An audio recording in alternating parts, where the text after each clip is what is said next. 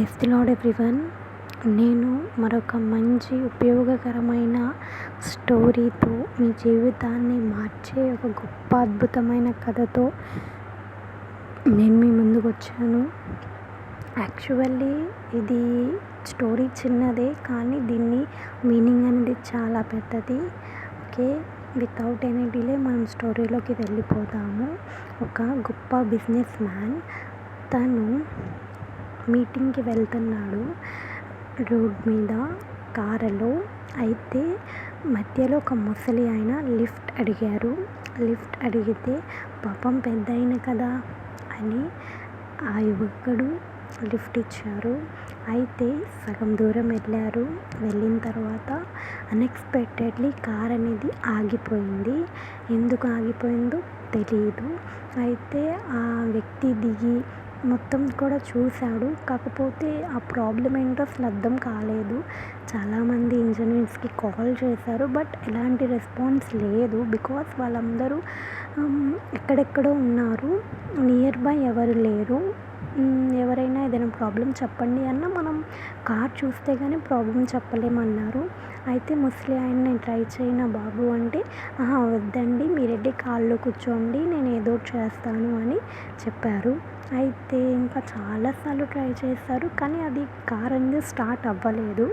అయితే ఆ second time ఆ ముసలి ఆయన మళ్ళీ అడిగారు, బాబు నేను చేస్తాను అని.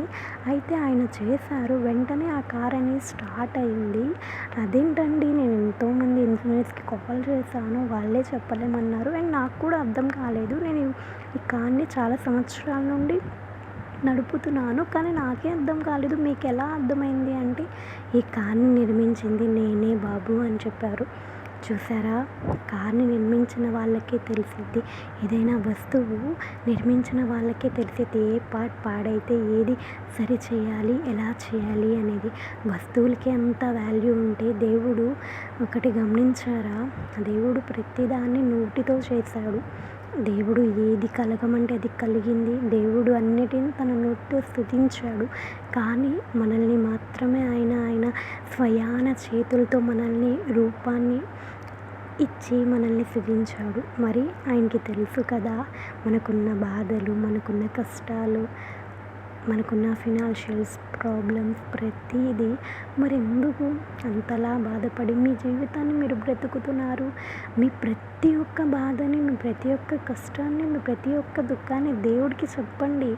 దేవా, నాకు ఈ సమస్య ఉంది, దేవా నాకు సహాయం చేయి, నన్ను నిర్మించిన వాడవు నీవే, నీకు మాత్రమే తెలుసు నా జీవితాన్ని ఎలా చేస్తే నేను ఆనందంగా ఉంటాను అని మీ ప్రతి ఒక్క ప్రాబ్లమ్ని దేవుడికి అప్పగించి చూడండి. అప్పుడే మీరు దేవుడు మీ జీవితంలో చేసే అద్భుతమైన కార్యాలు చూస్తారు.